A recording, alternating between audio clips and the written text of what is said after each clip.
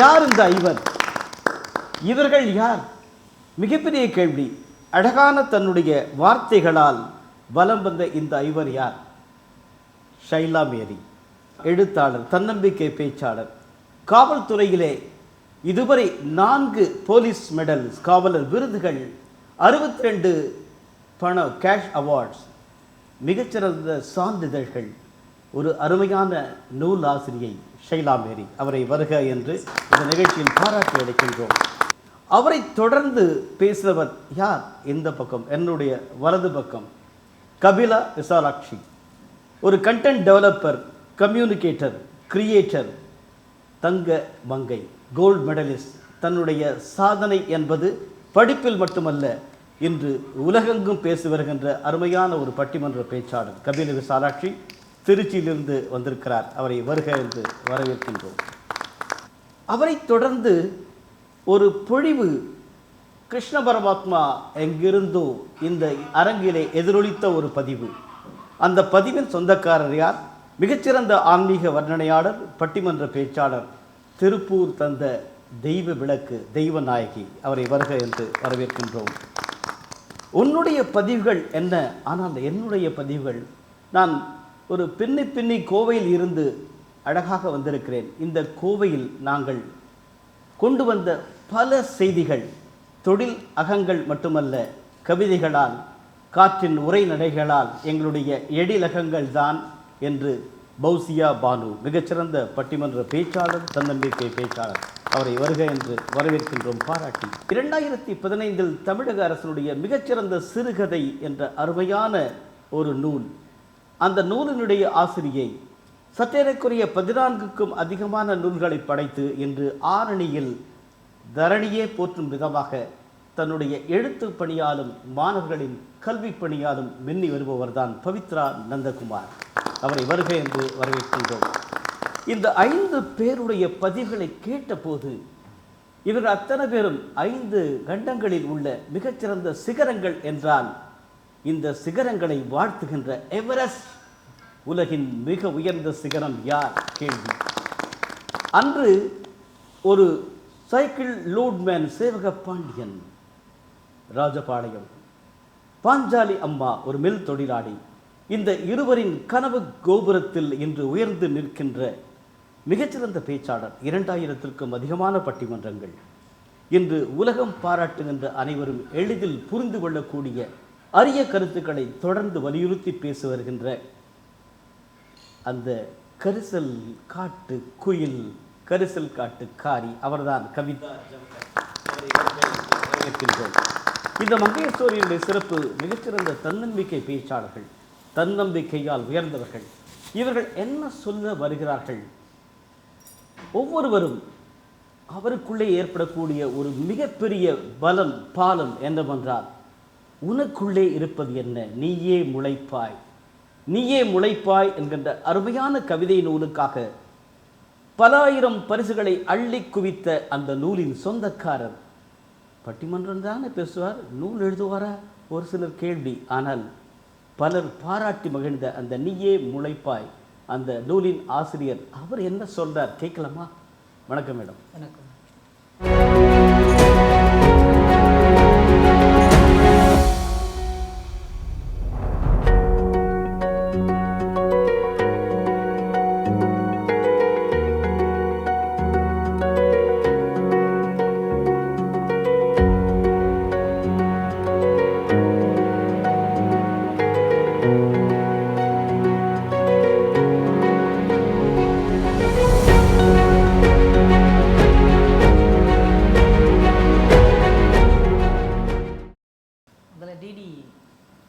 தமிழ் நிகழ்வு நடத்துகிற இந்த மங்கையர் சோலை அப்படிங்கிற நிகழ்ச்சிக்கு வந்திருக்கிற எல்லாருக்கும், நடத்துகிற சேனலுக்கும் என்னுடைய அன்பான வணக்கங்களை தெரிவித்துக் கொள்கிறேன். மங்கையர் சோலை நிகழ்வின் அழகான மலர்களாக இங்கே வந்து உட்கார்ந்து தங்களுடைய கருத்துக்களை பதிவு செய்திருக்கிற 5 சகோதரிகளுக்கும் என்னுடைய அன்பான வாழ்த்துக்கள், வணக்கங்கள். ரொம்ப அருமையாக பதிவு செஞ்சாங்க. ஒவ்வொருத்தருக்கும் ஒவ்வொரு அழகான கருத்து இருக்குது.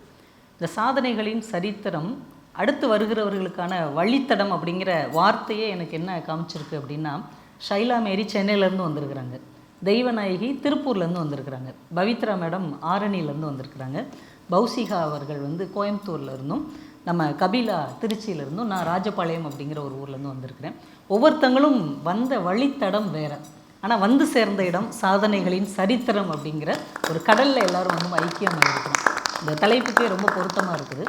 கல்வியை வந்து வெறும் கல்வியாக மட்டும் எடுத்துக்கொள்ளாமல் அடுத்த கட்டத்துக்கு நகர்த்துகிற, வாசிப்பில் நகர்த்துகிற, எழுத்தாக மாற்றுகிற பணிக்கு நிறைய பெண்கள் வந்தால் தான் பெண்களின் சரித்திரத்தை பெண்கள் பதிவு செய்ய முடியும். ஏன்னா ஒரு அழகான வார்த்தை ஒன்று உண்டு, வேட்டைக்காரன் எழுதுனா அவன் சிங்கத்துடைய வரலாறு தான் சொல்லுவான், சிங்கம் தான் தன்னுடைய வரலாறு சொல்லணும். வேட்டைக்காரன் தன்னுடைய வரலாறை தான் பதிவு செய்வான், தான் தான் ஹீரோன்னு காமிப்பான். ஆனால் காட்டின் வரலாறை யார் சொல்லணும்? சிங்கம் தான் சொல்லணும். அப்போ பெண்களின் வரலாறையே வெளியில் வரலை அப்படின்னா பெண்கள் எழுத ஆரம்பிக்கலை, பெண்கள் பேச ஆரம்பிக்கலை, தங்களை பதிவு செய்ய ஆரம்பிக்கவில்லை. ஒரு ஹிந்தியில் இருக்கிற ஒரு பெண் கவிஞர் சொன்னாங்க, நான் இவ்வளவு தூரம் கடந்து வந்த பிறகு திரும்பி பார்த்தேன் என் சுவடுகளை காணும் என்று. அப்போ அந்த சுவடுகளை நாம் பதிவு செய்யாமல் வேறு யாரும் பதிவு செய்ய முடியாது என்பதால் இங்கே இருக்கிற பெண்கள் மட்டும் இல்லாமல் இதை பார்க்குற ஒவ்வொரு பெண்களும் தங்களுடைய வாழ்க்கையை, தங்களுடைய சாதனைகளை, சரித்திரங்களை தானே பதிவு செய்யக்கூடிய அளவுக்கு உயர்ந்தால்தான் பெண்களுடைய வெற்றி இந்த உலகத்துக்கு தெரிய வரும் அப்படிங்கிறது இந்த 5 சாதனை பெண்களின் பேச்சின் மூலமாக நான் தெரிந்து கொண்டேன். சூப்பர் சூப்பர் சூப்பர், மிக அருமையான பதிவு. அதாவது பெண்களுடைய சாதனைகளை ஒரு சிங்கம் பதிவு செய்திருக்கிறது. மகிழ்ச்சி. அந்த பெண் சிங்கம் கவிதா ஜவஹர் அவர்களுக்கு நன்றி. தன்னால் எழுத முடியுமா என்ற கேள்விகளை கேட்டபோது என்னுடைய தூவலின் மொழி என்ன என்ற அருமையான ஒரு புத்தகம். வணக்கம் ஷைலா. வணக்கம். அதாவது ஒரு போலீஸ் சல்யூட் உங்களுக்கு கொடுக்கணும். காரணம், ரொம்ப அருமையாக உங்களுடைய பதிவுகள் அத்தனையும் பார்க்கின்ற போது மிக பெரும் சாதனையாளர். எப்படி காவல்துறையில் இருந்துக்கிட்டு இத்தனை நூல்கள், உங்களுடைய பணியிலும் பல மெடல்கள், விருதுகள், எப்படி இந்த உங்களுடைய மனநிலை எப்படி சாதிச்சிங்க?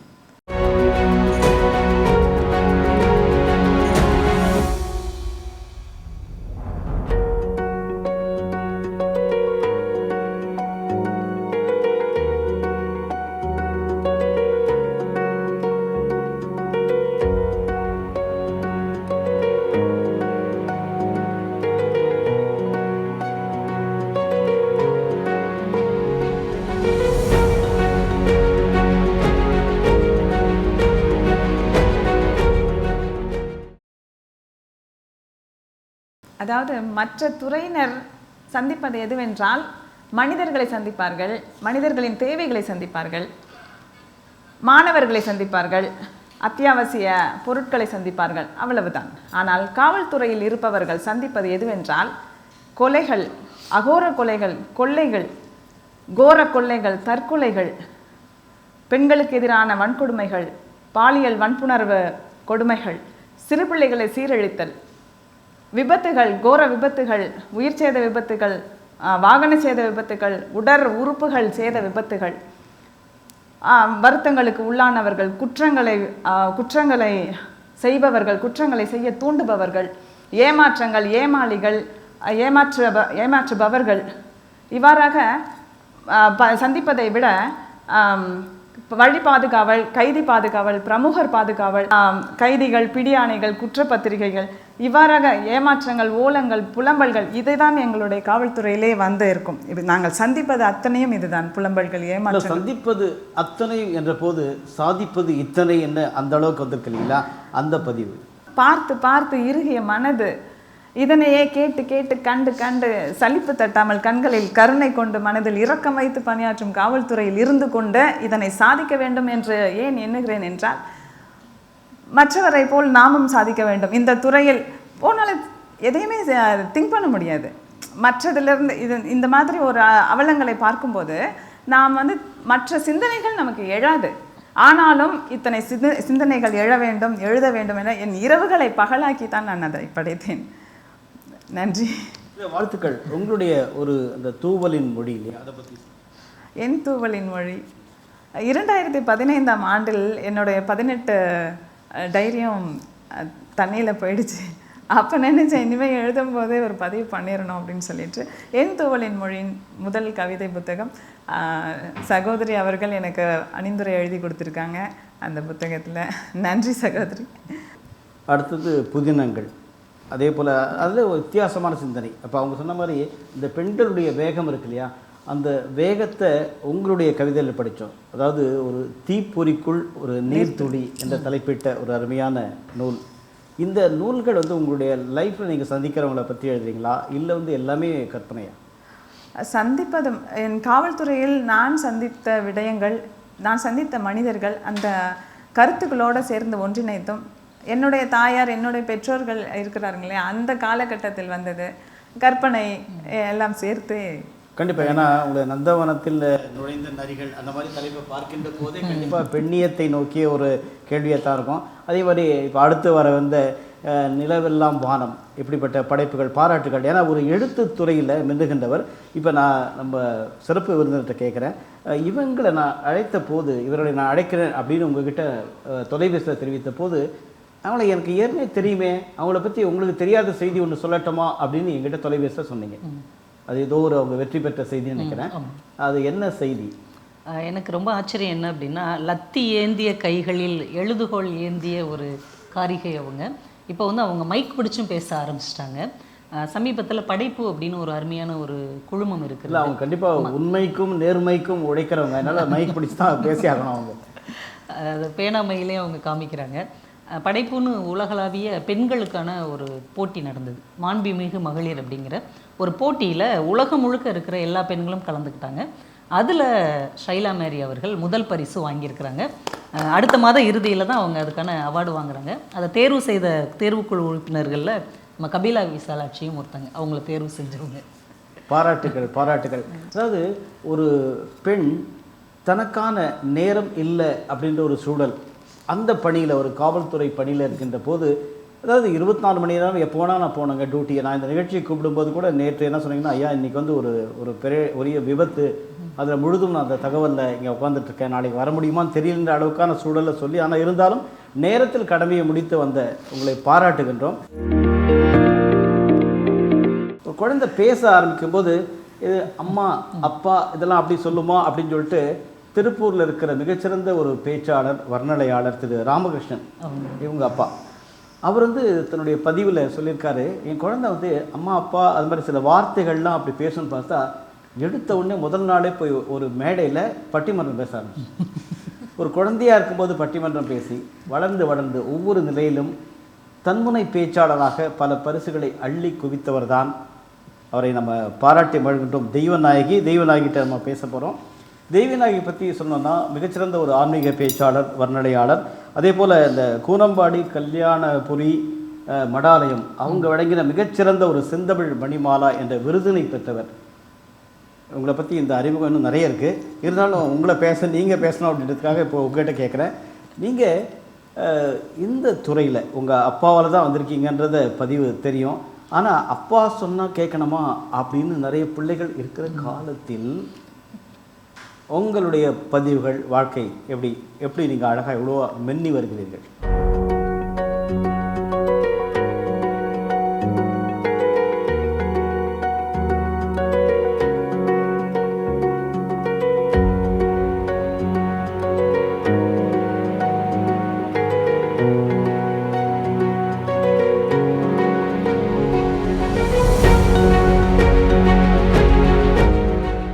இவ்வளவு என்னைய பற்றி சொல்லியிருக்காங்க. ஆனால் பேச்சுத்துறை, எழுத்துத்துறை அப்படிங்கிற ஒரு மாபெரும் சமுத்திரத்தில் இப்போ தான் நீந்த கற்றுக்கொண்டிருக்கிற ஒரு சின்ன மீன் தான் நான். பார்த்தீங்களா, இன்றைக்கி நான் சின்னவங்க தான் அப்படின்னு மீண்டும் எஸ்டாப்ளிஷ் பண்ணுறீங்க. இன்னும் நான் செல்ல வேண்டிய தூரம் பல மைல்கள் இருக்குது. ஐயா கேட்ட கேள்வி, தந்தையினுடைய முழு பங்கினால்தான் எனக்கு இந்த இருக்கை இன்று கிடைத்திருக்கிறது அப்படிங்கிறது நிதர்சனமான உண்மை.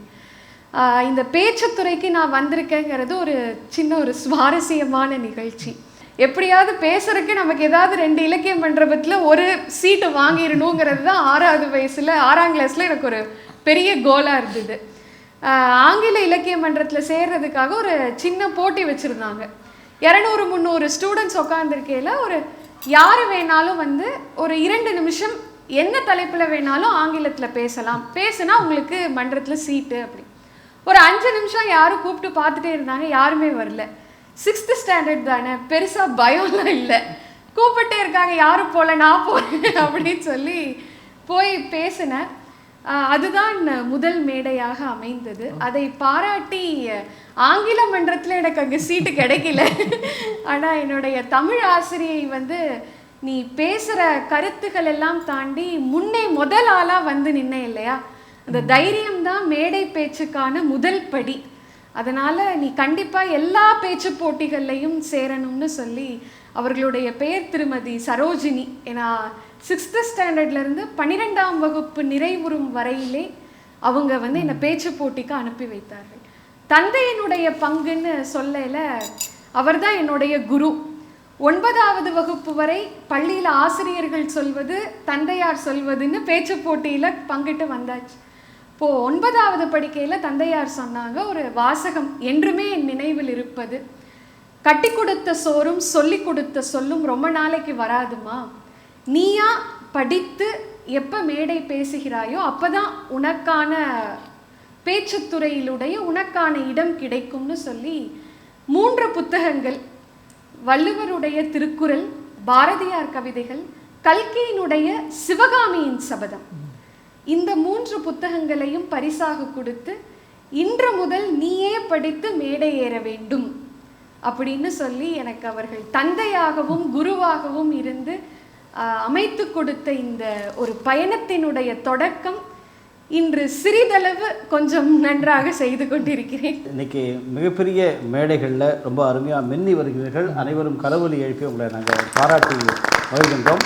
இப்போ உங்களுடைய பங்களிப்பில் நான் சற்று சில மாதங்களுக்கு முன்பு திருப்பூர் கம்பன் விழா, மிக அருமையான அந்த விழாவினுடைய பொழிவிலே கேட்ட என்னுடைய காதுகளில் இன்னும் ஒலிக்கின்றது. பகவத்கீதையை இவ்வளவு பொருள் உணர்ந்து அழகாக அனைவரும் புரிந்து கொள்ளும் வகையில் பேச முடியுமா? மிகப்பெரிய கேள்வி. அந்த கேள்விக்கு மிகச்சிறந்த விடையாக அமைந்தது தான் தெய்வநாயகனுடைய பேச்சு. இப்போது பெண்கள் சாதிக்க வேண்டும். பொதுவாக இன்றைக்கி இந்த முதல் பெண்கள் எல்லாமே பேசுனீங்க. ஆனால் பகவத்கீதையை ஒட்டிய வரிகள், அதாவது பெண்களுடைய முன்னேற்றம் அல்லது ஒரு நம்பிக்கை ஊட்டுகின்ற வார்த்தைகள் உங்ககிட்ட இருந்து கேட்கணும் அப்படின்ட்டு நான் மட்டும் நினைக்கல, கபில விசாலாட்சி என்கிட்ட கேளுங்கன்றாங்க. பொதுவாக நம்ம எல்லாருக்குமே தெரிஞ்ச ஒரு கருத்து தான் பகவத்கீதையில் எல்லா இடத்துலையும் கிருஷ்ணர் பதிவு செய்கிறது, உங்களுடைய கடமை எதுவோ அதை சரிவர செய்தாலே உங்களுக்கான இடம் நிரந்தரமாக கிடைக்கும். என்னைக்கு நீங்கள் உங்கள் கடமையிலிருந்து சற்றும் விலகாமல், ஒரு துளி கூட விலகாமல் நிற்கிறீங்களோ அது நிச்சயமாக உங்களுக்கு பெயரையும் புகழையும் கொண்டு வந்து சேர்க்கும். இதற்கு நான் அதே திருப்பூர் கம்பன் விழாவில் பதிவு செய்த அந்த ஸ்லோகம் தான், ததோ யுத்த பரிஷ்ராந்தம் சமரே சிந்தயா ஸ்திதம் ராவணம் ஜாக்ரதோ திருஷ்ட்வா யுத்தாய சமுபஸ்திதம். அதாவது அர்ஜுனனுக்கு அந்த போர்க்களத்தில் எதிர்த்து நிற்கிற குருமார்கள், அவனுடைய விளையாண்ட அவனுடைய சகோதரர்கள் எல்லாத்தையும் பார்த்துட்டு, கிருஷ்ணா எனக்கு இந்த போரே வேண்டாம், இவங்களையெல்லாம் நான் கொன்னுட்டு எனக்கு ஒரு ராஜ பதவின்னா அது எனக்கு தேவையே இல்லை, நான் இப்போவே போர்க்களத்திலே இருந்து வெளியேறுகிறேன்னு சொல்லையில் கிருஷ்ணர் இந்த சாப்டரில் இந்த ஸ்லோகம் என்ன சொல்கிறாருன்னா, ஒரு சுத்த வீரனாக உன்னுடைய கடமை எதுன்னா எதிர்த்து நிற்பவர்கள் யாராக இருந்தாலும் போரிடுவது தான் உனக்கு புகழை தரும். நீ இன்னைக்கு சொந்தக்காரங்க நிற்கிறாங்கன்னு விலகிட்டேன்னா அதுவே உனக்கு பெரும் பழியை கொண்டு வந்து கொடுத்து விடும். வீரனாக போர் புரிந்தால் வெற்றி தோல்விங்கிறது 2ஆம் பட்சம். கடமை ஆற்றியதற்காக உனக்கு ஒரு நல்ல அங்கீகாரம் இந்த உலகம் கொடுக்கும்னு சொன்னார். அவர் கீதையிலே சொன்ன பல விஷயங்களிலே நான் முக்கியமாக எடுத்துக்கொண்ட தகவல் இது. நாம் சாதிக்கிறோம், வெற்றி பெறுகிறோம், எல்லாம் 2வது, நம்முடைய கடமையை சரிவரச் செய்ய வேண்டும். அருமை அருமை, பாராட்டுகள். ஒரு பூங்கொத்து கொடுக்கும்போது அந்த பூங்கொத்து கொடுக்கின்ற அந்த செயலின் மூலமாக தன் வாழ்க்கையை மனமிக்கதாக ஆக்க முடியும் அப்படின்னு நிரூபித்துள்ள தெய்வநாயகி, இவர்களுடைய பதிவுகளை பார்த்து உங்களுடைய வார்த்தைகள். இல்லை, எனக்கு ரொம்ப மகிழ்ச்சி என்ன அப்படின்னா, அப்துல் கலாம் ஐயா அவங்களுக்கு தான் இவங்க பூங்கொத்து கொடுத்துருக்குறாங்க. மிகப்பெரிய மனிதர்கள் அவங்க எங்கே போனாலும் அவங்களுக்கான தடத்தை அங்கே விட்டு செல்வதற்கான ஒரு அடையாளம் தான். ஏன்னா இவ்வளோ பெரிய மனிதருக்கு நம்ம ஒரு வாக்கு கொடுத்துட்டோம், கிட்டத்தட்ட அதுக்கு ஈடான ஒரு கல்வியை நம்ம கற்கணும் அப்படின்னு அவங்க அப்பா சொன்னோடனே, உண்மையிலே பட்டய கணக்காளரும் சாதாரணமான ஒரு படிப்பு கிடையாது, ரொம்ப சிரமப்பட்டு தான் அதுக்கு அதில் வரணும். அப்போ அந்த கடினத்தை இவங்க ஏற்றுக்கொள்ள தயாராக இருந்ததுக்கு அப்துல் கலாம் அப்படிங்கிற ஒரு மனிதர் காரணமாக இருந்திருக்கிறாரு. அதே மாதிரி தெய்வநாயகி உங்கள் வாழ்க்கையிலையும் சில பேருடைய மனசில் ஒரு சின்ன சின்ன சுடரை நீங்கள் ஏற்றி வைக்கிற ஒரு வழித்தடத்தை நீங்கள் கொண்டு போய் கொடுக்கணும் அப்படின்னு இந்த நேரத்தில் நான் கேட்டுக்கிறேன். நாம் நடப்பது என்கின்ற போது நமக்கான ஒரு சிறிய கேள்வி. நான் ஒருவரிடம் கேட்டேன், நீங்கள் ஒரு பாதையில் நீங்கள் பயணிக்கணும் அப்படின்னு ஆசைப்பட்டு அந்த பாதையை உருவாக்குங்களேன்னு கேட்டேன். அப்படிலாம் இல்லைங்க, எத்தனையோ பாதைகள் இருக்கின்றன, அந்த பாதைகள் அத்தனையும் பலர் போட்டு விட்டு போயிருக்காங்க. ஒன்றும் இல்லை, ரொம்ப சாதாரணமாக சொன்னேன்னா, எங்கள் ஊரில் ஒரு ஒத்தடி பாதை இருக்குங்க, அதில் எங்கள் தாத்தா பாட்டி கொள்ளு தாத்தா அவங்கெல்லாம் நடந்து தேஞ்சு அந்த பாதை இருக்குது, அந்த பாதையில் நான் பின்னால் போகிறேன் அப்படின்னார். அப்போ தான் அந்த கேள்வி வருகிறது, என்னென்னா நீங்கள் உங்கள் தாத்தா மாதிரி ஏன் நீங்கள் ஒரு பாதையை உருவாக்கக்கூடாது? மற்றவர் போட்ட பாதையில் தான் நீங்கள் பயணிக்க வேண்டும் என்றால் என்ன வாழ்க்கை இது? நீங்கள் நடந்து ஒரு பாதையை புதிதாக உருவாக்கினால் உங்களை தொடர்ந்து பலர் அதில் நடந்து வருவார்கள் இல்லையா? அப்படிப்பட்டது தான். அடி உதவுகிற மாதிரி அண்ணன் தம்பி உதவ மாட்டான் அப்படின்னா போட்டு சாத்துன்னு சாத்தது கிடையாது. அந்த பாத அடிகள், முன்ன நடந்த அடிகள், அந்த அடிகள் உதவுவது போல அண்ணன் தம்பி கூட உதவ மாட்டான் அப்படின்னுச்சே. அப்படிப்பட்ட ஒரு வாழ்க்கை பதிவில் நீங்கள் நடக்கணும் அப்படின்னுச்சே. ஆரணியில் ஒரு அருமையான தமிழ்ச்சங்கம், அந்த தமிழ்ச்சங்கத்தினுடைய மிக முக்கிய பொறுப்பில் பவித்ரா நந்தகுமார் அவர்கள் இருக்காங்க. சற்றேறக்குறைய சொன்ன மாதிரி 14க்கும் மேற்பட்ட நூல்கள், தமிழக அரசினுடைய மிகச்சிறந்த சிறுகதை நூல் என்று 2015 பரிசு, தொடர்ந்து பல பரிசுகள். இதில் நான் குறிப்பிட்டு சொல்வது, ஒரு மாணவி சொல்கிறார், நான் ஒரு நூலை படித்தேன், அதாவது ஒரு பாட புத்தகத்தில் இருக்கிற படித்தேன். அது மதுரையில் இந்த மீனாட்சி கலை அறிவியல் கல்லூரியில் இருக்கிற அந்த பாட புத்தகத்தில் ஒரு அருமையான பதிவை நான் பார்த்து என் வாழ்க்கையிலே நான் மாற்றிக்கொண்டேன் என்றால் நான் நெகட்டிவாக இருக்கக்கூடாது, பாசிட்டிவாக இருக்கணும், நேர்மறை சிந்தனைகள் வேண்டும்னு என்னை நான் மாற்றிக்கொண்டேன். அந்த பாடத்தை படித்த பிறகுதான் இந்த பாடம் எழுதிய அந்த ஆசிரியர் யார் என்று பார்த்தால் பவித்ரா நந்தகுமார். அது மட்டுமல்லாமல் எம்ஜிஆர் பல்கலைக்கழகத்திலும் இவருடைய எழுத்துக்கள் பரிமளிக்கின்றன. பவித்ரா, உங்களுக்கு வணக்கமும் வாழ்த்துக்களும். உங்களுடைய வாழ்க்கையினுடைய வெற்றி.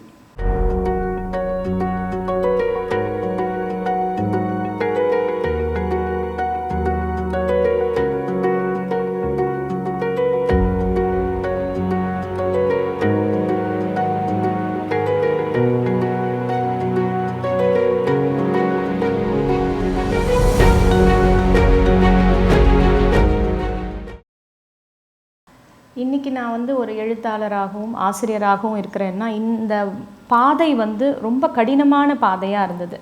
எனக்கு 18 வயசில் திருமணம் ஆயிடுச்சு. என்னுடைய சொந்த தாய்மாமா தான் அவர். ஆனால் பெற்றோர்கள் பார்த்து நடத்தி வைத்த திருமணம் தான் அது.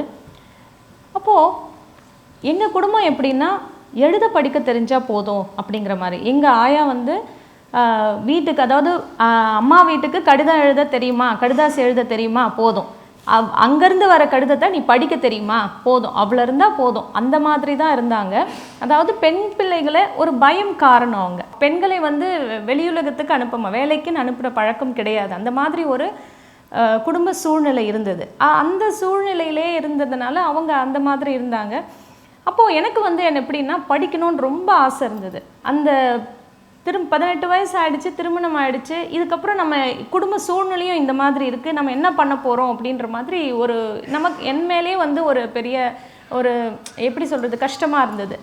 அப்போது ஆனால் எனக்கு என்னென்னா, எங்கள் தாத்தா நிறைய படித்தாங்க. நிறைய வார இதழ்கள், மாத இதழ்கள், இது எல்லாம் நிறைய வீட்டில் புத்தகங்களாக இருக்கும். அந்த புத்தகங்களை நானும் படிக்க ஆரம்பித்தேன். படிக்க எனக்கும் நிறைய விஷயங்களை எழுதணும் அப்படிங்கிற ஒரு ஆர்வம் உண்டாச்சு. நான் 10ஆம் வகுப்பு படிக்கும் போது எங்களோட வகுப்பறையில் நடந்த ஒரு சின்ன விஷயத்தை நான் அப்போ தினத்தந்தியில் ஒரு குடும்ப மலரில் வரும் வாழ்க்கை சம்பவங்களை பற்றி அந்த இதில் எழுதி அனுப்பிச்சிருந்தேன். அந்த ஆர்வம் இப்போ மறுபடியும் ஒரு 5 வருஷம் கழித்து மறுபடியும் எனக்கு அந்த தொத்திக்கிச்சு. அப்போது அந்த ஆர்வம் காரணமாக பல கதைகள் எழுத துவங்கினேன். நான் நிறைய சிறுகதை போட்டிகள் எல்லாம் பத்திரிகைகளில் தொடர்ச்சியாக கொண்டே இருந்தது. அந்த சிறுகதையில் நானும் சிறுகதை எழுதி அனுப்பினேன். அப்போ அந்த தொடர்களில் முதல் பரிசு, 2ஆம் பரிசுலாம் கிடைச்சது. இது கிடைச்ச உடனே ரொம்ப சந்தோஷமாக இருந்தது. நம்மாலும் எழுத முடியும் அப்படின்னு. கடவுள் வந்து படைப்பில் ஒவ்வொருத்தருக்கும் ஒவ்வொரு திறமை இருக்கும். அந்த திறமையை எப்படி அவங்க வந்து கண்டடைகிறாங்கன்றது தான் நமக்கு முன்னாடி இருக்கக்கூடிய ஒரு சவால்.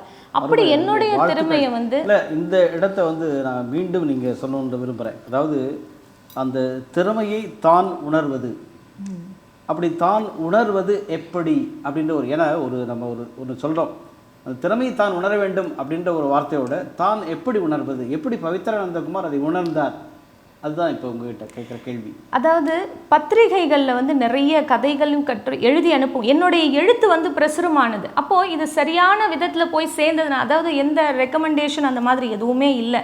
யாரோ பலர் வந்து பல நிறுவனங்களில் பணி செய்கிறவங்களா இருப்பாங்க, பத்திரிகை துறையில் இருந்து செய்கிறவங்க, அப்படி வந்து நிறைய ரெக்கமெண்டேஷன் அந்த மாதிரிலாம் இல்லாமல் இன்றைக்கும் நான் அனுப்புகிறேன், என்னுடைய கதைகள் கட்டுரைகள் அனுப்புகிறேன்னா யாருக்கு அனுப்புகிறேன்னு கூட அவங்களுடைய முகங்களை எனக்கு தெரியாது. நான் மெயில் அனுப்புவேன், ஃபோனில் கேட்பாங்க, அப்படி தான் நான் அனுப்பிச்சிட்ருக்கேன். அப்படி பார்க்கும்பொழுது எழுத்து தான் என்னுடைய பலம் அப்படிங்கிறத நான் உணர்ந்த சமயம் வந்து ரொம்ப அழகான தருணமாக நான் நினைக்கிறேன். அப்படி அந்த எழுத்து தான் என்னுடைய ஆசிரியர் பணிக்குமே ஒரு பிள்ளையார் சுழி போட்டுச்சுன்றதையும் நான் இங்கே பதிவு செய்ய விரும்புகிறேன். ஏன்னா அந்த எழுத்து கொடுத்த நம்பிக்கையில் தான் என்னை திருமணமாகி 8 ஆண்டுகள் கழித்து 2 பெண் குழந்தைகளும் வந்துட்டாங்க. அப்போ அந்த நேரத்தில் தான் எனக்கு வந்து நம்ம விடுபட்டு போன அந்த படிப்பு, என் பேருக்கு பின்னாடி ஒரு பட்டத்தை போட்டுக்கணுன்றதே ஒரு பெரிய பேராசை மாதிரி எனக்கு அமைஞ்சு போச்சு. அதனால் அதை வந்து நம்ம வந்து கண்டிப்பாக நான் படித்து ஒரு பட்டம் வாங்கணும் அப்படிங்கிறத நான் நினச்சிட்டு இருந்தேன். அப்போது அதுக்கு வந்து ஒரு பலத்தை கொடுத்தது, எனக்கு ஒரு தன்னம்பிக்கையை விதைச்சது எதுன்னா என்னுடைய எழுத்து தான். இந்த எழுத்தின் பால் நான் ஒரு நாள் போயிட்டு BA இங்கிலீஷ் வந்து பதிவு செய்தேன். அப்போ கூட என்னென்னா நான் வேலைக்கு போகணும் அப்படிங்கிற ஒரு எண்ணம் கிடையாது, ஆனால் நான் படிக்கணும், என் பேர் பின்னாடி ஒரு டிகிரி போட்டுக்கணும், இதுதான் என்னுடைய அப்போதைய மிகப்பெரிய ஒரு ஆசையாக இருந்தது. அதன் காரணமாக நான் படித்தேன். அதன் பிறகு பிஎட் பண்ணேன்.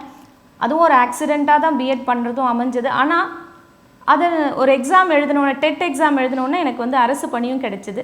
இந்த அரசு பணி கிடைச்ச மேலே என்னுடைய வாழ்க்கையே வந்து வேறு விதமாக மாறிப்போச்சு. ஒரே நாளில் வந்து வீட்டுக்குள்ளே ஒரு 14 வருஷம் இல்லத்தரசியாக இருந்துட்டு பின்னாடி ஒரே நாளில் மாறிப்போன ஒரு வாழ்க்கை மாதிரி அது அமைஞ்சது.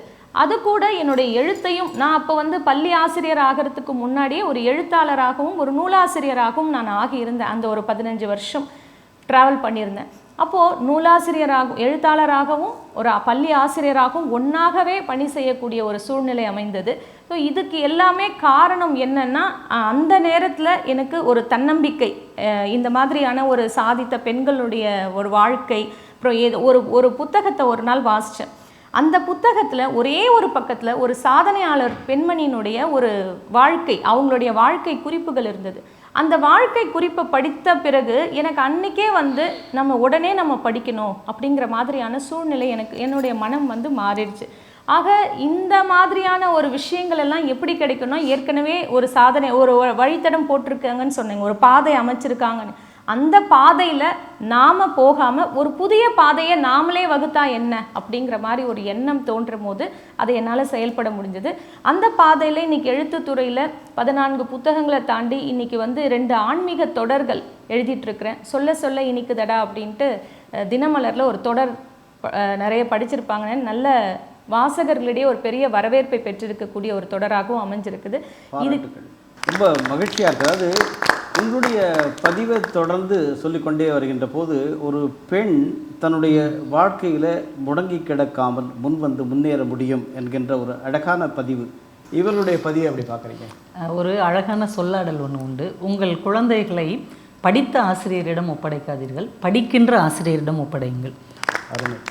இவங்க வந்து படிக்கின்ற ஆசிரியர் மட்டும் இல்லை, படைக்கின்ற ஒரு ஆசிரியராக இருக்கிறார்கள். பொதுவாக ஆசிரியர்னாலே பாடப்புத்தகங்களை சொல்லி கொடுக்குறவங்க, ஆனால் பாடப்புத்தகங்களாகவே வாழ்ந்து கொண்டிருக்கிற ஒரு ஆசிரியர் அந்த மாணவர்களுக்கு கிடைச்சதுக்கு உண்மையிலே நம்ம ஒரு பெரிய பாராட்டுக்கள் கொடுக்கணும். அதுவும் அவங்க வாழ்க்கையில் ஒரு திருமணமாகி ஒரு 8 வருஷம் கழித்து படித்து அதுக்கப்புறம் ஆசிரியராகி அதுக்கப்புறம் ஒரு படைப்பாளியாக வர்றது அப்படிங்கிறது ஒரு சாதாரணமான விஷயமே கிடையாது. அவங்க சொல்லும் போது ஈஸியாக சொல்லிட்டாங்க, அதுக்கு பின்னால் இருக்கக்கூடிய ஒரு அசாத்தியமான அந்த தடைகளை எல்லாம் அவங்க எப்படி தாண்டி இருப்பாங்க அப்படின்னு நினைக்கும் போதே ரொம்ப ஆச்சரியமாக இருக்குது. ஆனால் அதுக்கு துணை நின்ற அவங்க கணவர் தாய் மாமனாக இல்லாமல் ஒரு தாயாகவே நின்றுருக்கிறாருன்னு தான் நான் நினைக்கிறேன். இல்லைனா இவ்வளோ இதை கடந்து வந்திருக்கவே முடியாது. இவங்ககிட்ட படிக்கிற மாணவர்கள் மாணவிகள் எல்லாமே உண்மையிலே ரொம்ப ஒரு பாக்கியம் செஞ்சவங்க. அவங்களில் நீங்கள் கண்டிப்பாக ஒரு படைப்பாளியை நீங்களும் உருவாக்கணும் அப்படின்றது எங்களுடைய ஒரு ஆசை. ஒவ்வொருவருக்கும் தன்னுடைய குடும்பத்தில் ஒவ்வொருவர் மீது பாசம் எந்த அளவுக்கு வளர வேண்டும். பாசம் என்பது தான் பிறந்த பிறகு அல்லது பள்ளிக்கூடத்திற்கு வந்த பிறகு கல்லூரிக்கு சென்ற பிறகு அதோடு நிற்பதல்ல.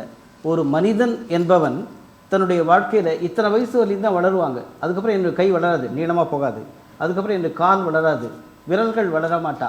ஆனால் அந்த பாசம் என்பது ஒன்று மட்டும் வளர்ந்து கொண்டே இருக்க வேண்டும். அதுதான் பதிவு. அப்படிப்பட்ட பாசத்தை வளர்க்கும் விதமாக இந்த பேச்சாளர்கள் அத்தனை பேரும் பேசுகின்ற போது மகிழ்ச்சியாக இருக்கிறது. சாதாரண இல்லை.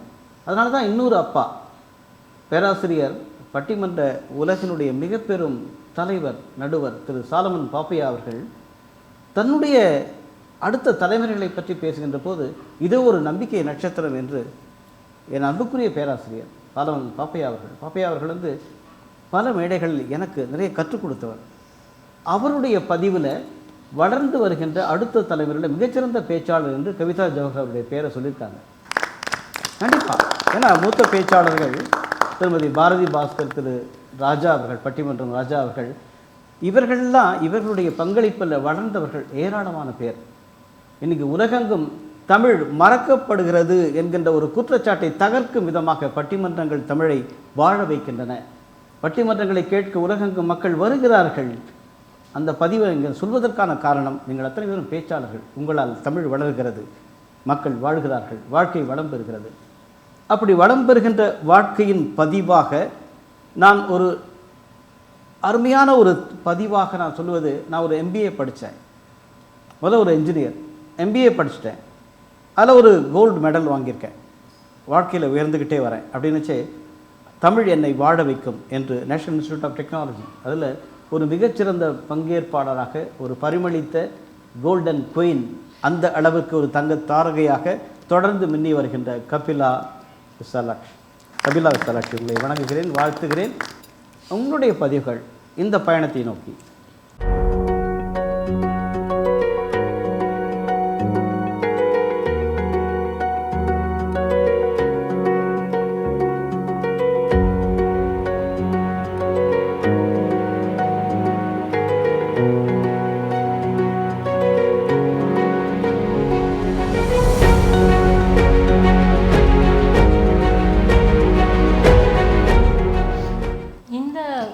பேச்சாளர் உலகத்துக்குள்ளே நான் வரணும்னு நினச்சதுக்கான ஒரே ஒரு அடிப்படை காரணம் ஒன்று தான்.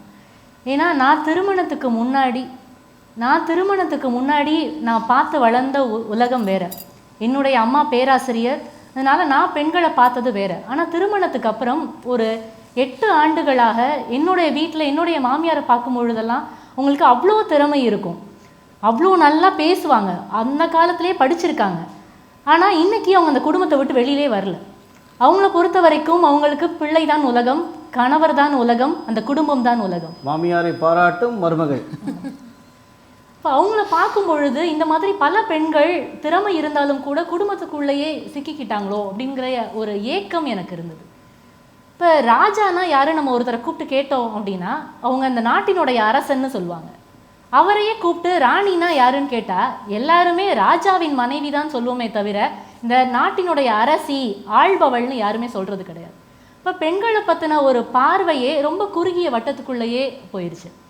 அப்படி இருக்கும் பொழுது இந்த பெண்களுக்காக நான் பேசணும், அவங்க இந்த பிள்ளை குடும்பம் இதெல்லாம் தாண்டி அவங்களுக்கான ஒரு வாழ்க்கையை அவங்க வாழணும்னு நான் யோசித்தேன். இப்போ இந்த மாதிரி எங்கள் வீட்டுக்குள்ளேயே நான் பேசுவேன். வீட்டுக்குள்ளே பேசும்பொழுது என்னுடைய பேச்சு பெருசாக எடுபடாது. ஏன்னா எல்லா குடும்பத்துலேயும் இந்த மாதிரி 4 பெண்கள் பேசிட்டு தானே இருப்பாங்க அப்படின்ட்டு விட்டுட்டு போயிடுவாங்க. அப்போது இந்த சிந்தனையை நான் மக்களுக்கு கொண்டு போய் சேர்க்கணும் அப்படின்னா எனக்கு நான் சொன்னால் சரியாக தான் இருக்கும் அப்படிங்கிற ஒரு அங்கீகாரம் தேவைப்பட்டது. அப்போது தான் தமிழகத்தின் சிறந்த பேச்சாளர்களுக்கான தேடல்னு ஒரு தொலைக்காட்சி நிறுவனம் ஒரு போட்டி ஆரம்பித்தாங்க. அந்த போட்டியில் நான் கலந்துக்கிட்டு அது வழியாக நான் இந்த உலகத்தில் பயணிக்கணும்னு நினச்சேன். என்ன ஒரு ஆச்சரியமான விஷயம் அப்படின்னா, ஊரில் சின்ன கிராமத்தில் ஒரு பேடு வச்சு பேப்பர் பால் வச்சு கிரிக்கெட் விளையாண்டிட்டு இருந்த ஒரு குழந்தை ஒரு 10 ஆண்டுகள் கழித்து தோனியோட ஒரு கிரிக்கெட் மேட்ச் ஸ்டேடியமில் விளையாடணும்னா எந்த அளவு ஒரு சந்தோஷம் இருக்குமோ, அது மாதிரி நான் சின்ன வயசில் பார்த்து வியந்து வளர்ந்த பேச்சாளர்கள் கவிதா ஜவஹர் அக்கா, பாரதி பாஸ்கர் மேடம், பர்வீன் சுல்தானா மேடம், இந்த மாதிரி பல பேச்சாளர்கள், பெண் பேச்சாளர்கள் நான் பார்த்து வளர்ந்த அந்த பேச்சாளர்கள் மத்தியில் அவங்களுடைய தலைமையில் நானும் பேசுகிறேன் அப்படிங்கிறது எனக்கு ஒரு மிகப்பெரிய சந்தோஷமாக இருக்குது. இப்போ இந்த MBA படிச்சுட்டு நான் இந்த துறைக்கு வரும்பொழுது தான் எனக்கு இன்னும் நிறைய விஷயங்கள் புலப்படுது. ஏன்னா நான் MBAல பார்த்த விஷயங்கள் எல்லாமே இப்போ இந்த மேடைகளுக்காக நான் நிறைய தமிழ் படிக்க ஆரம்பிச்சிட்டேன். உண்மையை சொல்லணும்னா அதுக்கு முன்னாடி நான் ரொம்ப எனக்கு பிடித்த விஷயங்களை மட்டும்தான் வாசிக்கிறது உண்டு. எல்லா விஷயத்தையும்லாம் நான் வாசிக்க மாட்டேன். இப்போ ஆனால் அந்த மேடைகளுக்காக புத்தகம்னு எது கிடைச்சாலும் வாசிக்கணுங்கிற ஒரு மனோபக்குவம் எனக்கு வந்திருக்கு. இப்போ அப்படி வாசிக்கும் பொழுது சங்க இலக்கியங்கள் தொட்டு எல்லாத்தையும் வாசிக்கும் பொழுது எனக்கு ஒரு மிகப்பெரிய புரிதல் வருது தமிழ் மேலே. ஏன்னா ஒரு சின்ன உதாரணம் சொல்லணும் அப்படின்னா, நாங்கள் MBAல இந்த காலகட்டத்தில் படிக்கிற நிறையா விஷயங்கள் சங்க இலக்கியங்களில் தமிழ் மொழியில் 2000 வருஷத்துக்கு முன்னாடியே சொல்லப்பட்டிருக்குங்கிறது எங்களுக்கு ரொம்ப ஆச்சரியமாகவே இருக்குது. அதுக்கு ஒரு சின்ன உதாரணம் இங்கே சொல்லணும் அப்படின்னா, இப்போது பட்டினப்பாலையில் ஒரு சின்ன பாட்டு வரும். தமவும் பிறவும் ஒப்ப நாடி கொள்வதும் மிகை கொள்ளாது, கொடுப்பதும் குறைபடாது, பல் பண்டம் பகிர்ந்து வீசும் அப்படின்னு சொல்லுவோம். அதாவது ஒரு வியாபாரம் எப்படி இருக்கணும் அப்படிங்கிறதுக்கான பாடல் தான் இது. இப்போ இந்த விஷயத்தை நான் படிக்கும் பொழுது MBAல எக்கனாமிஸ்ட் ஆல்ஃப்ரெட் மார்ஷல் 200 வருஷத்துக்கு முன்னாடி தான் ப்ரொடியூசர் சர்ப்ளஸ், கன்சியூமர் சர்ப்ளஸ்ன்னு ஒரு விஷயத்த சொல்கிறார். இப்போ 200 வருஷத்துக்கு முன்னாடி கண்டுபிடிக்கப்பட்ட ஒரு விஷயம், இந்த உலகம் கொண்டாடுற ஒரு விஷயத்த 2000 வருஷத்துக்கு முன்னாடியே தமிழ் மொழியில் இருக்குது அப்படிங்கிறது எனக்கு ரொம்ப பெரிய ஒரு பெருமையாக இருக்குது. அந்த அறிவு தேடல் எனக்கு இந்த ஆராய்ச்சி படிப்பாக இருந்தாலும் ஆன்ம தேடல் எனக்கு எப்போவுமே அன்னை தமிழாக தான் இருந்தது. அருமை, பாராட்டுகள். அதாவது தன்னுடைய பங்களிப்பு என்பது இந்த சமுதாயத்துக்கானது அப்படின்னு பயணிக்கின்ற போது அந்த பங்களிப்பின் மூலமாக நான் தமிழில் இத்தனை புதையல்களை தேடி தேடி நான் எடுத்துக்கொள்கிறேன் அப்படின்ற உங்களுடைய வார்த்தைகள் வளமிக்க வார்த்தைகள். அதனால தான் உங்களுக்கு 2023 யுவஸ்ரீ கலா பாரதி அப்படின்ற ஒரு அருமையான விருதை வழங்கி பாராட்டி இருக்கிறார்கள். அனைவரும் மகிழ்ந்து கேட்கின்றோம். இப்போது அதாவது ஒரு என்ன சொல்கிறதுனா, சில நடிகர்கள் நான் லேட்டாக வந்தாலும் லேட்டஸ்ட்டாக வருவேன்ற மாதிரி சில நடிகர்கள் காலதாமதமாக சூப்பராக அப்படி மின்னுவார்கள் இல்லையா? அப்படி கொஞ்சம் நீங்கள் காலதாமதமாக அந்த பட்டிமன்ற மேடைகளில் இப்போ மின்னி வருகிறீர்கள், சரிங்களா? இப்போ ஒரு பள்ளிக்கூடத்தில் 12th படிக்கிற ஒரு பொண்ணு இப்போ சமீபத்தில் ஒரு மெசேஜ் அனுப்பிச்சான். என்னென்னா, இந்த பட்டிமன்றத்தில் பரிமளிக்கணும், ஜெயிக்கணும்னா அதை இந்த கபில விசாலாட்சி அக்கா கிட்ட கேட்டு சொல்லுங்கள் அப்படின்ற மாதிரி சொல்லியிருக்காங்க. அது இப்போ தான் அந்த மெசேஜ் வந்ததுனால உடனடியாக உங்ககிட்ட நான் கேட்டுறேன். முதல்ல நிறைய வாசிக்கணும் என்னை பொறுத்த வரைக்கும். ஏன்னா நான் வாசித்ததுனால பட்டிமன்றத்துக்குள்ளே வந்தேன்னு நான் சொல்வேன். ஏன்னா நம்ம சுற்றி இருக்கிற நிறைய விஷயங்களை நம்ம பார்க்கணும், நிறைய வாசிக்கணும். நிறைய வாசிக்கும் பொழுது தான் நமக்கு இந்த உலகத்தை பற்றின புரிதல். ஏன்னா எல்லாருடைய வாழ்க்கையை நம்ம வாழ்ந்து பார்க்க முடியாது. இப்போ உதாரணத்துக்கு இப்போ யானை டாக்டருங்கிற புத்தகத்தை எடுத்துட்டோம்னா, ஒரு யானை எவ்வளோ கஷ்டப்படுதுங்கிற வாழ்க்கையை நம்மளால் போய் வாழ்ந்து பார்க்க முடியாது. நமக்கு இருக்கிறது ஒரு வாழ்க்கை. இப்போ எல்லாருடைய வாழ்க்கையும் வாழ்ந்து பார்க்கக்கூடிய ஒரு பொக்கிஷம் அப்படின்னா அது புத்தகம் தான். இப்போ பல வாழ்க்கையை வாழக்கூடிய ஒரு வாய்ப்பை இந்த புத்தகம் தரும் பொழுது, அந்த புத்தகத்தை வாசிக்கும் பொழுது நமக்கு நிறையா ஒரு அறிவு விரிவாக்கம் கிடைக்குது. அந்த அறிவு விரிவாக்கம் தான் இதை மக்களுக்கு கொண்டு போய் சேர்க்கணுங்கிற ஒரு எண்ணத்தையும் தூண்டுது. இப்போ பட்டிமன்றத்துக்கு வரணும்னா என்னை பொறுத்த வரைக்கும் இந்த புத்தகத்தை வாசிக்கணும், அது வாசிக்கணும் கிடையாது. புத்தகம்னு எது கிடைச்சாலும் வாசிக்கணும். வாசித்தா நிச்சயமாக இந்த உலகத்தில் பயணிக்க முடியும். வாழ்த்துக்கள். அதாவது அதனால தான் விமன் எம்பவர்மெண்ட் 2024 ஒரு மிகப்பெரிய விருது உங்களுக்கு கொடுத்துருக்காங்க. காரணம் மற்றவர்களுக்கு அதிகாரம் அளிக்கின்ற விதத்தில் நீங்கள் பேசுகிறீங்க. அவங்க இதுவரையும் நான் வர இந்த குமுதத்தில் சில பத்திரிகைகள் எழுதுவாங்க, எத்தனை முறை இது திரும்பி வந்திருக்கு அப்படின்னு. அடிக்கடி கவிதா அக்கா நிறைய முறை அவங்க சொல்லியிருக்காங்க. அப்படின்னுச்சே அவங்களுடைய கவிதா அக்கா என்ன சொல்கிறாங்க தன் தங்கையை பற்றி அப்படின்ட்டு. ஏன்னா இன்றைக்கி புகழ்பெற்ற பல பட்டிமன்றங்களில் முன்னணி பேச்சாளராக கபிலா அவர்கள் நின்றுகிறார்கள். அவர்களை பற்றி தன்னுடைய குறிப்பில் கூட பேராசிரியர் சாலமன் பாப்பையா அவர்கள் மகிழ்ந்து சொல்லியிருக்கார். அதை பார்த்துருக்கோம். அப்படின்னுச்சு இவர்களை சக முன்னணி சீனியர் பேச்சாளர் கவிதா அவர்கள் என்ன இவர்களுடைய வார்த்தைகளை பற்றி. கபிலா எங்கள் அணியில் இப்போ கொஞ்சம் காலமாக வந்துட்டுருக்குறாங்க. அதுக்காக அப்படின்னு இல்லை, இப்போ நிறையா ரொம்ப வருஷமாக இந்த ஃபீல்டில் இருப்பாங்க இல்லையா? இப்போ நீங்கள் சொன்ன மாதிரி லேட்டாக வந்தாலும் இவங்க லேட்டஸ்ட்டாக படக்குன்னு வந்துட்டாங்க. ஒரு பெரிய வெளிச்சம் அவங்களுக்கு கிடச்சிருச்சு. முதல் மேடையே அவங்க பெரிய மேடை. இப்போ கலந்துக்கிற எல்லா மேடையுமே பெரிய மேடைகள் தான். ஆனால் ரொம்ப காலமாக 10 வருஷமாக அந்த ஃபீல்டில் போராடிட்டு இருக்கிறவங்கலாம் என்கிட்டே கேட்டிருக்குறாங்க, கபிலாலாம் நேற்று வந்தவங்க ஆனால் இன்றைக்கி அவங்க மிகப்பெரிய உயரத்துக்கு போயிட்டாங்க. அப்போ நாங்கள் வந்து இவ்வளோ காலமாக இந்த துறையில் இருக்கிறோம், பேசுகிறோம், இவ்வளோ கஷ்டப்படுறோம், எங்களால் அந்த அளவுக்கு வரவே முடியலையே அப்படின்னு கேட்கும்போது அவங்கள்ட்ட நான் ஒரே ஒரு பதில் தான் சொல்வேன். இதை கபிலாட்ட நான் சொன்னதே இல்லை. உங்களை வந்து ஒரு போட்டி வச்சு கடுமையாக அந்த போட்டியில் வந்து ஃபில்டர் பண்ணி கொண்டு வந்து முன்னாடி நிப்பாட்டி, நீ பேசுனது சரியில்லை, இது இப்படி பேசியிருக்கணும் அப்படி பேசியிருக்கணும்னு இப்போ உன்னைய சொன்னால் நீ கலந்துக்குவியா? ஆனால் அவங்க டக்குன்னு பின் வாங்குறாங்க, இல்லை முடியாதுன்னு. அவங்க அதை தாண்டி வந்திருக்கிறாங்க. அவங்க வந்து 10வது படியில் நின்னா கூட அந்த 10 படியும் அவங்க ஒரே பாய்ச்சலை தாண்டின அந்த கஷ்டத்தை அனுபவிச்சிருக்காங்க. ஆமாம், ஒவ்வொரு படியாக முன்னேறது ஒன்று, அந்த 10 படியும் அப்படி மூச்சை தம் கட்டி தவ்வி வருவாங்க இல்லையா, அது வந்து ஒரு திறமை. அந்த கபிலா கூட வந்த எல்லாருமே அதை தான் செஞ்சு வந்திருக்கிறாங்க. அதனால அந்த வெளிச்சம் அவங்களுக்கு வந்திருக்கு அப்படின்னா அதுவும் ஒன்றும் சாதாரணமாக அவங்க வரல அப்படின்னு சொல்லுவேன். அதில் கபிலா வந்து ஒவ்வொரு தலைப்பையும் அவங்க அணுகுகிற விதம் வந்து ரொம்ப நல்லாயிருக்கு. இப்போ திருப்பூர் கம்மன் கழகத்தில் கூட அவங்க ராமன் பற்றி பேசும்போது நம்ம இத்தனை ஆண்டு காலமாக ராமனை பற்றி எப்படியெல்லாம் நம்ம பேசினதை கேட்டிருக்கோம். அடுத்த தலைமுறை அதை வந்து அணுகின விதம் வந்து அவ்வளோ சிறப்பாக இருந்தது. அதனால தான் அவங்க இன்னும் வேகமாக இந்த துறையில் முன்னேறிக்கிட்டு இருக்கிறாங்க. இன்னும் வேகமாக அவங்க முன்னேறக்கூடிய வாய்ப்பு இருக்குது, அதுக்கான திறமை ஆற்றல் இருக்குது. ரொம்ப முக்கியமாக பெரியவங்க கிட்ட கற்றுக்கணும் அப்படிங்கிற அந்த குணம் இருக்குது. எனக்கு எல்லாமே தெரியும் அப்படின்னு ஒரு ஜென்ரேஷன் கிளம்பி இருக்காங்க, யார்ட்டையும் கேட்கணும்னு அவசியம் இல்லை அப்படின்னு. ஆனால் நாங்கள்லாம் நொய்னு நொச்சரிச்சுட்டே இருப்போம். எங்களுக்கு முந்தின ஜென்ரேஷனை படுத்தி எடுத்துருவோம். ஒரு ஊருக்கு போகணுன்னா கூட எந்த ரூட்டில் போகிறது, எப்படி போகிறது அப்படின்னு ராஜா சார்லாம் நான் ரொம்ப படுத்தி எடுத்துருவேன். அவருடைய நிகழ்ச்சியாகவே இருக்காது. ஆனால் நான் ஆரணி நிகழ்ச்சிக்கு கூட நான் அவர்கிட்ட கேட்டேன், எந்த ரூட்டில் போகணும்னா, ராஜபாளையத்துலேருந்து எப்படி போகிறது நமக்கு தெரியாதுல்ல, அவர் இந்த ரூட்டில் போங்க, இந்த ட்ரெயினில் போய் இப்படி மாறுங்க அப்படின்லாம் சொல்லி கொடுப்பார். நாங்கள் அந்தளவுக்கு எங்களுக்கு முன்னாடி இருந்த அந்த முன்னத்தியர்களில் ரொம்ப தொந்தரவு பண்ணி நாங்கள் எப்படி வளரணும்னு நாங்கள் கற்றுக்கிட்டோம். ஆனால் எங்களுக்கு அடுத்த ஜென்ரேஷன் எங்ககிட்ட பேசுகிறது கூட கிடையாது. மேடையில் வந்து ஹாய் பாய் அப்படின்னு சொல்லிட்டு போயிட்டே இருப்பாங்க. அதில் வந்து கபிலா ரொம்ப வித்தியாசமானவங்க. அடிக்கடி தொடர்புலேயே இருப்பாங்க. இந்த மாதிரின்னா நம்ம எப்படிக்கா ஃபேஸ் பண்ணுறது, இது என்ன பண்ணலாம் அப்படின்னு. அந்த குணம் இருக்கு இல்லையா, அந்த ரூட்டு பிடிச்சு போகிறது, அந்த வழித்தடத்தை பிடித்து போகிறவர்கள் ஒரு நாளும் வழி மாறி போவதில்லை.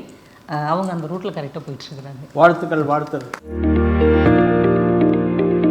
ஒரு பொழிவு பேசின உடனே எதில் பேசுவோம், மைக் எதிர ஒலிபெருக்கி அந்த ஒலி வாங்கி முன்னே நின்று பேசுவோம் இல்லைங்களா. அந்த பேசி முடித்த உடனே ஓடி வந்து இந்தாங்க உங்களுக்கு வந்து தங்கத்தினால் ஆன ஒலிபெருக்கி, என்னது கோல்டன் மைக் அப்படின்னு ஒருத்தட்ட கொடுத்துட்டாங்க. யார் அப்படின்னா அவங்க தான் பௌசியா பாலு, கோயம்புத்தூர்ல வந்திருக்காங்க. வணக்கம் பௌசியா. அதாவது உங்களுடைய அருமையான நூல் அந்த இரவெனும் பெருங்கவிதை, அந்த நூல் சுடர்விழி என்கின்ற அருமையான அந்த பெயரை வைத்து நீங்கள் எழுதிய கவிதைகள் படித்திருக்கிறேன். வாழ்த்துக்கள், பாராட்டுகள். ஒரு மிகச்சிறந்த பட்டிமன்ற பேச்சாளர், குறிப்பாக இலக்கிய தரம், அதில் வந்து இலக்கியத்தில் ஆழங்காற்பட்டு ஒரு மின்னுகின்ற மக்களுக்கு புரியும்படியாக கொண்டு செல்கின்ற மிகச்சிறந்த பேச்சாளர்களில் ஒருவராக நீங்கள் புகழ்பெற்று வருகிறீர்கள். பாராட்டுகள். எந்த துறையும் உங்களுடைய துறை, நீங்கள் மத்திய அரசு அலுவலகத்தில் பணிபுரிகிறீர்கள், உங்களுடைய பதிவுகள், அந்த வெற்றி படிகள்.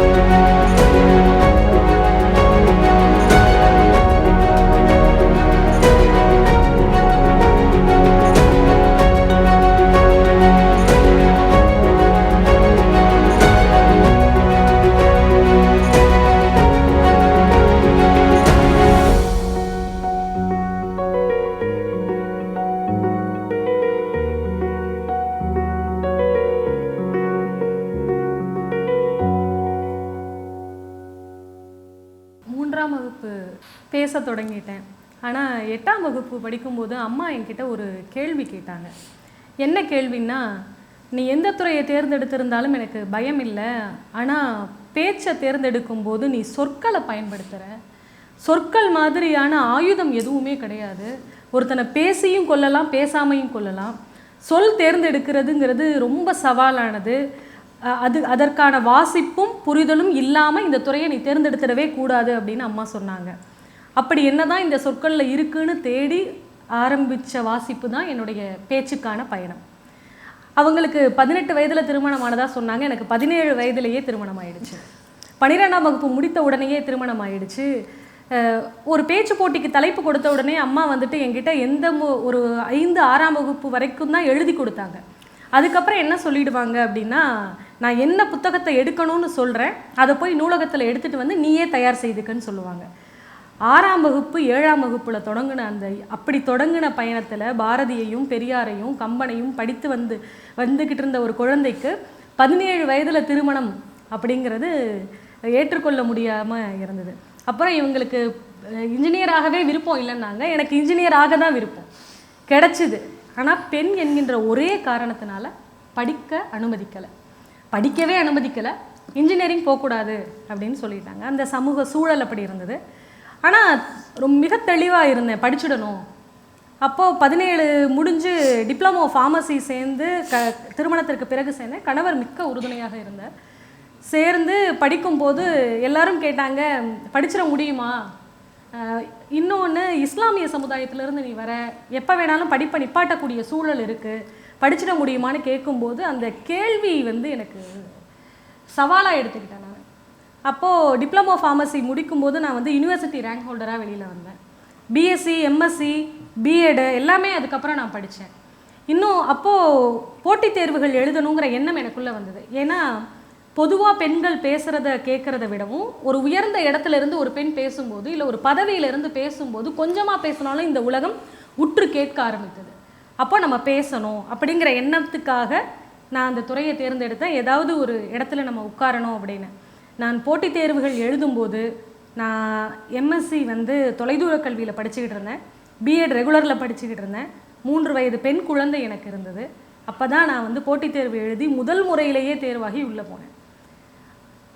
இன்னைக்கு இந்த குழந்தைங்களையெல்லாம் பார்க்கும்போது பெண்கள் எல்லாம் படிக்க வேண்டாம், வராது, இல்லை படிப்பு கிடைக்கக்கூடிய பெண்கள் அதனுடைய அருமை புரியாத போது அது எவ்வளவு கடினமானது, எத்தனை பேருக்கு கிடைக்காத வாய்ப்பு பெண் கல்வி உங்களுக்கு கிடைச்சிருக்கு அப்படிங்கிறத இந்த குழந்தைகளுக்கு சொல்லணுங்கிற காரணத்துக்காக தான் பேசணுங்கிற எண்ணம் எனக்கு அதுக்கப்புறம் வந்தது.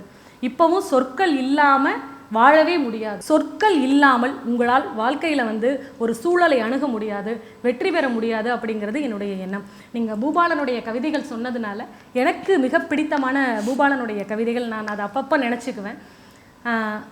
எதையாவது பற்றி கொண்டு மேலே வந்துவிடு என்று தீயூள் காலத்தின் விளிம்பில் நின்றபடி அம்மா ஒரு நாள் தேம்பினாள். நான் அந்த சொற்களை பற்றி கொண்டு தான் இத்தனை தூரம் கடந்து வந்திருக்கேன். சொற்கள் ரொம்ப முக்கியம். அறம் அப்படின்னு சொல்கின்ற அந்த சொல்லுக்கு பின்னால் தானம், தர்மம் இப்படியெல்லாம் பொருள் கொண்டாலும் கூட நம்மக்கிட்ட இருக்கக்கூடிய அடிப்படைங்கிறது சொல்லறம். அந்த சொற்களை மிக சரியாக நாம் பயன்படுத்த வேண்டும் அப்படிங்கிறத அடுத்த தலைமுறைக்கு கொண்டு செல்ல வேண்டும் என்பதுதான் என்னை பேச்சாளராக மாற்றியது. பாராட்டு. இந்த கனவு மெய்ப்பட வேண்டும். கவிதா ஜவஹர் இவங்களுடைய பதிவில் தன்னுடைய நம்பிக்கையோடு அம்மாவின் நம்பிக்கையும் சேர்த்து அவர் ஒளிர வைக்கிறார் இல்லையா? உங்கள் பார்வை? அவங்க அம்மா ஏதோ ஒரு இடத்துல இருந்து இந்த வார்த்தைகளை கேட்டுட்ருக்குறாங்க. அவங்க மனசார அவங்களுடைய ஆசீர்வாதத்தை கொடுத்துட்ருக்குறாங்க. அந்த ஆசைகளோடு நீங்கள் இன்னும் மிகப்பெரிய உயரங்களுக்கு வருவீங்க. உங்கள் அம்மாவுடைய கனவு, உங்கள் பாட்டியோடைய கனவையும் சேர்த்து இவங்க நிறைவேற்றுவாங்க. இவங்க கனவை இவங்க பொண்ணு கண்டிப்பாக நிறைவேற்றுவாங்க. ஹரிஹரன் ஒரு கவிஞர் எழுதினார், பாட்டி ஜன்னலுக்குள்ளேயே நின்றாள், அம்மா வாசல் வரை வந்தாள். இன்று என் மகள் இரவில் வேலை முடித்து வீடு திரும்புகிறாள், இரவு அவ்வளவு பிரகாசமாக இருக்கிறது. நம்ம எல்லாருமே அப்படி தான் கடந்து வந்திருக்கிறோம். ஏன்னா 2000 வருட இலக்கிய வரலாற்றில் ஆண்கள் எவ்வளோ படித்து எவ்வளோ பதிவு செஞ்சுருக்கிறாங்க. ஆனால் பெண்கள் வந்தது ஒரு 50 வருடங்களாக தான். அதுவும் நம்ம தமிழகத்தில் ரொம்ப லேட்டாக தான் நம்ம வந்திருக்கிறோம், நம்ம தலைமுறை தான் வந்திருக்கிறோம். அப்படிங்கும்போது பெண் வெற்றி, பெண் சாதனை அப்படிங்கிறது ரொம்ப முக்கியமான ஒன்று. அருமையான பதிவு. அதாவது அந்த தென்னையை போலத்தான் கரும்பு சோலையும் தன்னுடைய பதிவை அங்கு வைத்துவிட்டு ஒவ்வொரு கணுக்களிலும் அந்த இனிமையை பூக்க வைக்கிறது இல்லையா? மகிழ்ச்சி. தன்னுடைய வாழ்க்கையில் மின்ன முடியும் என்பதற்கான உதாரணமாகத்தான் காவல்துறையிலிருந்து ஷைலா மேரி, அதே போல் ஒரு பட்டய கணக்காளராக தெய்வநாயகி, ஒரு மிகச்சிறந்த எழுத்தாளராக கல்வியாளராக பவித்ரா நந்தகுமார், ஒரு மிகச்சிறந்த தொழில்நுட்ப கலைஞராக தன்னுடைய துறை சார்ந்து வேறு துறையிலும் மின்னுகின்ற கபிலா சரட். பௌசியா பானு எனக்கான தடைகள் எது இருந்தாலும் அதையும் கடந்து என் அம்மாவின் பார்வையால் என்றும் வளர்வேன் என்று பட்டிமன்றங்களிலும் எழுத்துத் துறையிலும் மிளிர்கின்ற பௌசியா பானு. அனைவருக்கும் ஒரு மகுடமாக முத்தாய்ப்பாக உங்களுடைய சுட்டு விரல் பிடித்து நான் உங்களையும் வளர்ப்பேன் என்று இன்று பல பேச்சாளர்களை வளர்த்து வருகின்ற தானும் அடுத்ததாக வெள்ளித்திரையில் காண்க என்பது போல திரைப்படத்துறையில் கதை வசனம் டைரக்ஷன் என்ற அளவுக்கான வளர்ந்து வருகின்ற கவிதா ஜவஹர் அவர்கள். இவர்களுடைய அத்தனை பேருடைய பதிவை நம்ம கேட்கின்ற போது மனம் மகிழ்ச்சியாக இருக்கிறது. ஆனால் நேரம் போதவில்லை. இதனுடைய இரண்டாவது பகுதியை நாம் அடுத்த வாரம் இவர்களுடைய பேச்சை தொடர்ந்து கேட்கப் போகிறோம். நீங்களும் இணைந்திருங்கள். நன்றி, வணக்கம்.